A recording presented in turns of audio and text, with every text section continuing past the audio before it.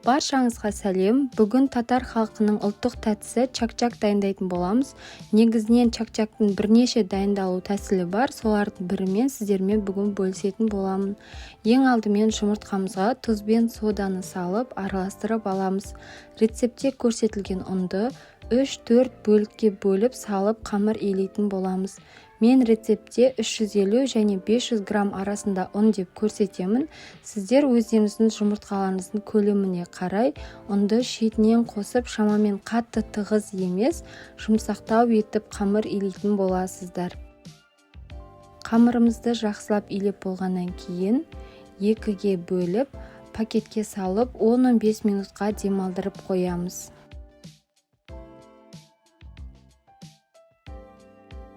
Әрі қарай демалған қамырымызды алып, қамырды жұқа етіп жаятын боламыз. Егер сіздер үлкен қамыр жая алатын болсаңыздар, 2-ге бөлмей бірден жая берсеңіздер де болады. Осындай жұқалықта қамыр жаятын боламыз. Бетіне және астына ұн шашып, 15 минутқа кептіріп қоямыз. 15 минуттан кейін осылай 4-5 см жалпақтықта кесіп аламыз.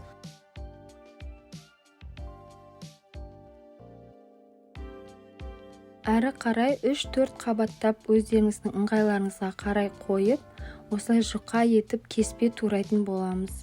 Жіңішке етіп турағандарыңыз дұрыс, себебі майға түскеннен кейін бұл кеспелеріміз әлі көпсейтін болады. Кеспелеріміздің арасын осылай ашып-ашып қоямыз да, қатты қызып тұрған майға шетінен қуырып аламыз. Алғашында майға азырақ кеспе салып, тексеріп көріңіздер. Себебі кеспе майға түскеннен кейін көбейетін болады.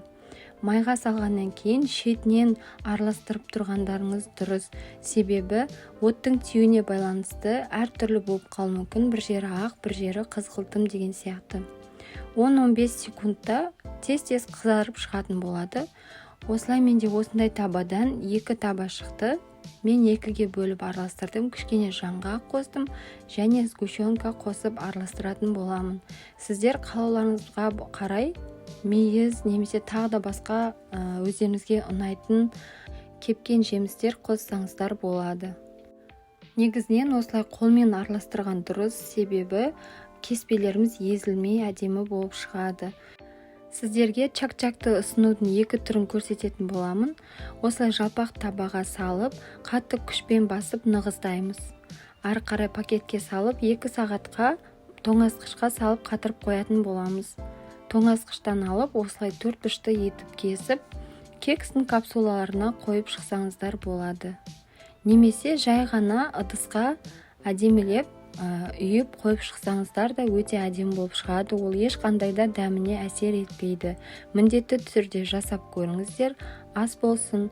Видео ұнаған болса каналға тіркеліп лайк басып кетіңіздер. Рахмет.